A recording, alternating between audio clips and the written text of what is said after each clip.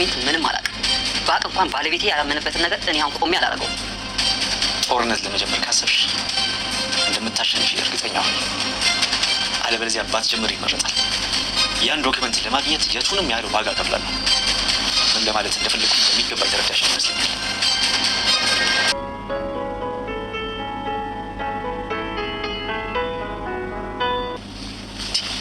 ምን ሆነሽ ግን አንቺ? በዛ አታፍሪም ደግሞ አባዬ? እስቲ ምን ሆነሽ ግን አንቺ? ምን አባዬ ገና መምጣት ነው። ምን አለበት ሰላም እንኳን ብትለኝ። ሰምኛለሽ? ለሰላምታ የሚበቃ ማንነት ሲኖርሽ እኮ ነው። ትምህርትሽን ትተሽ ከማንም ጎረምሳ ጋር ትንዘላዝያለሽ አይደል? ምን ዝም ትያለሽ? ንገሪዋ። በዛ ላይ ደግሞ አባዬ አርጊ ነው የምገልሽ። ከዚህ በኋላ የማልፈልገው ማንነቴ በገዛ ልጅሽ እንዲመጣ እንዳታደርጊ። በጣም ጨካኝ ሰው ነህ። እሱን ገና አላየሽው። ገና ምኑን አየሽው? አርፈሽ የማትቀመጪ ከሆነ የመጀመሪያውን ናሆም ነው የማመጣልሽ። ሄኖክንም አስደብድቤ ሽባ አድርጌዋለሁ ብሎ ይላታል። እሷም እጅግ በመደንገጥ ምን አይነት መጥፎ ሰው ነክ በማለትም ስትናገረው ሄደንም እንጠይቅ በማለትም ስትጠይቀውም በፍጹም የእሱን ስም ካወዲ ብታነሺ የምለቅሽ እንዳይመስልሽ፣ እኔ ተቀይሬብሽ ነው የምታይኝ። አሁን አርፈሽ ቀጥለጥ ብለሽ ነይ እንሂድ። ከዛሬ ቀን ጀምሮ የሄኖክን ስም ስትጠሪ እንዳልሰማሽ በማለት እንግዲህ ሀኒ ደግሞ ሄኖክን እየተንከባከበችው ትገኛለች።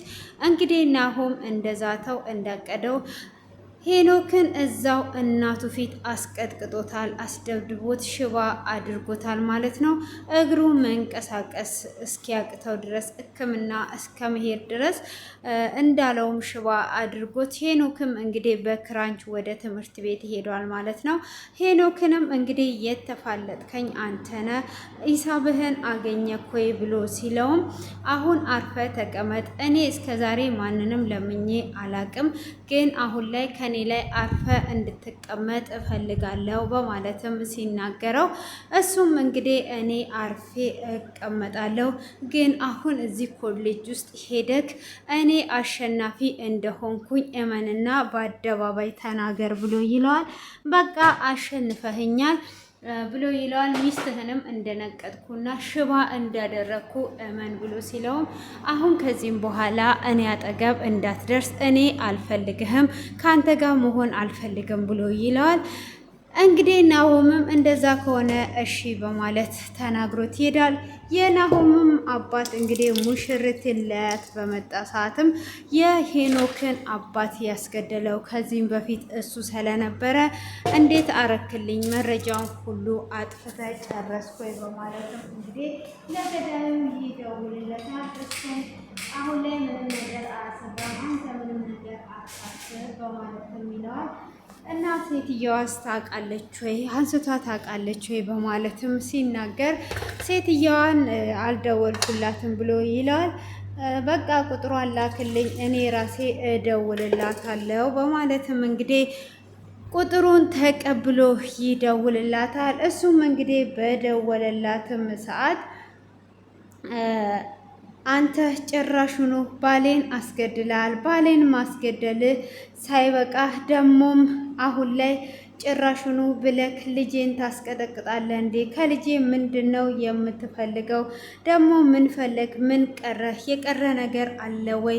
በማለት እንግዲህ እጅግ በመናደድ ስትቆጣውም እኔ ምንድን ነው የምትዩ? ልጅሽ ምን አይነት እንደሆነ እኔ የት አውቃለሁ? ምንም የማውቀው ነገር የለም። ስለ ልጅሽ ምንም የሚያገባኝም የማውቀውም ነገር የለም። ይሄ የምታወሪው ወሬ ለእኔ አዲስ ነው። ምን እየተከሰተ እንዳለ ምንም የማውቀው ነገር የለም በማለት ሲላትም ጭራሹኑ ልትክድ ታስባለህ እንዴ? ልጄን አስደበደብ፣ እንደዚህ የምለቅ እንዳይመስልህ፣ ባሌን ገደል፣ አሁን ደግሞ ከልጄ ምን እንደፈለግ ልትነግረኝ ትችላለህ ብላ ትለዋለች። እኔ የምታወሪ ወሬ አላቀልሽም ብሎ ይላታል። እሱም እንግዲህ ሄኖክም ከሆስፒታል ከገባ በኋላ ሀኒም መጥቷ እየተንከባከበችውም ነበረ። ሀኒም እንግዲህ ከመጣችም በኋላ ምንድነው እየተከሰተው ብላ እንግዲህ አይዞ ትድናለ እያለችው እየተንከባከበችው እንግዲህ ናሆምም የሚከታተሉ ሰዎች ከነሱ ጋራ አድርጎ መግባት መውጣታቸውን ከማጋ እንደወጡ ከማጋ እንደገቡ እንዲነግሩት አስደርጎ ይገኛል ማለት ነው። እንግዲህ እንደዛውም አስደርጎም ሳለ እሱም ሀኒ እዛ ከነሱ ጋር እንደምትውል እየነገሩት ነበረ። ከዛን እንግዲህ ትምህርት ቤትም እንደሚመጣ ሁሉንም መረጃዎች እየነገሩትና እያቀበሉት ይገኛሉ ማለት ነው። ሆኖም እንግዲህ ናሆምም በቃ ተዋቸው አሁን ላይ ተሸንፈዋል እያለ እንግዲህ ይገኛል ማለት ነው። ሀኒም እንግዲህ እየተንከባከበችው ትገኛለች። ሆኖም እንግዲህ ሄኖክ አባቱን ማን እንደገደለ የሚያውቀው ነገር የለም። ልጄ የሚያውቀው ነገር የለም። ስለ አባቱ እንኳን ምንም የሚያውቅ ነገር የለም። አንተ ደግሞ እንደዚህ እያደረግከው ነው ያለኸው፣ ከልጄ ላይ ውረድ እያለችው እንግዲህ እየተናገረችው ነው። እሱም ቤት ድረስ መጥቶ ምንድን ነው የምታወሪው? ልጅሽን አሳርፊ ምትኝ ምንድን ነው የሆንሽው ነገር አለ ወይ ብሎ ይላታል። ጭራሹኑ ብለክ ልጄን አስደበደብክ፣ የባሌ ደም ፈሶ ቀርቷል። ስለ ባሌ ዝም ብያለሁ፣ ግን የልጄ ደም ደግሞ ፈሶ አይቀርም። ስለ ልጄ እዋጋሃለሁ፣ በፍጹም አልተውክም ብላ ትለዋለች። እሱም እንግዲህ እንደዛ በምትለውም ሰዓት ልጅሽ ምንም ነገር እኔ ስለ ልጅሽ የማውቀው ነገር የለም። እኔ አሁን አንድ ነገር ካንቺ እፈልጋለሁ ብሎ ይላታል።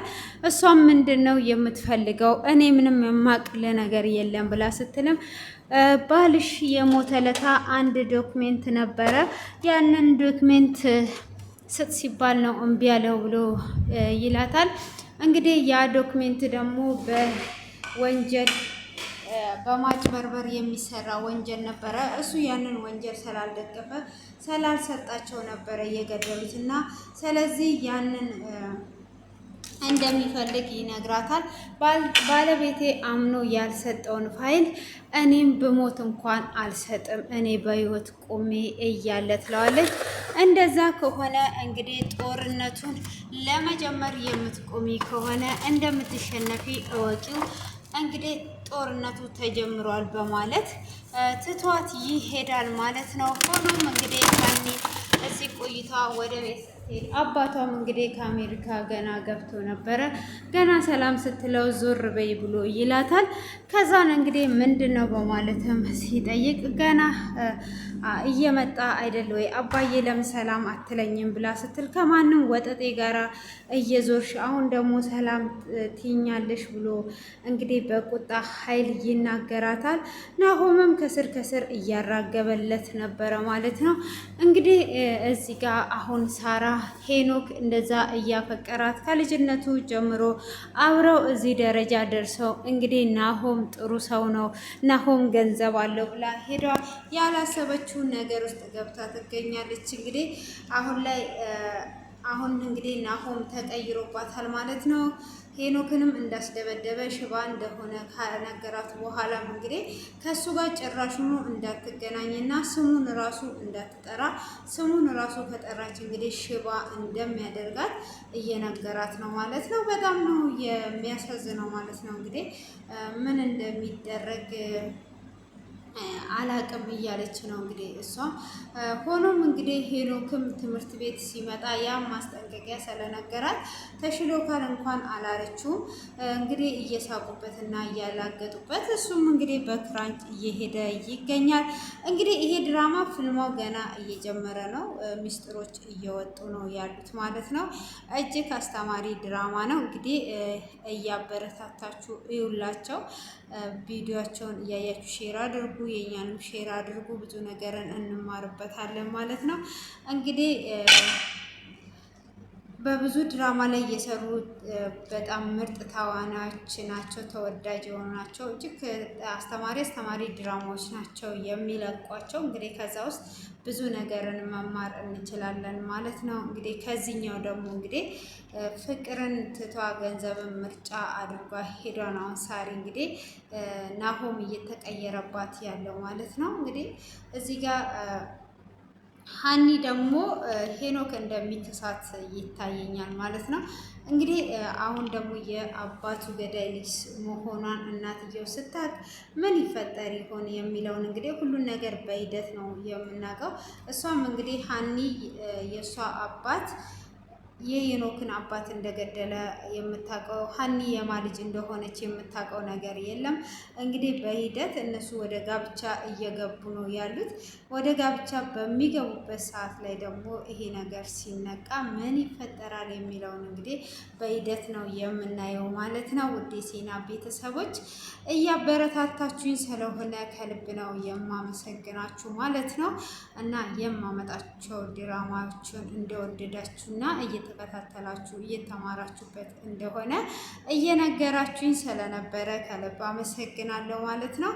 እኔም እንግዲህ የወደድኳቸውንና አስተማሪ ናቸው የምላቸውን ሁሉ ይዤላችሁ እመጣለሁ። አሁንም ለዚህ ቤት አዲስ የሆናችሁ በትህትና እንድታበረታቱኝ እጠይቃችኋለሁ። ቀናችሁ ያማረ የተዋበ ይሆንላችሁ።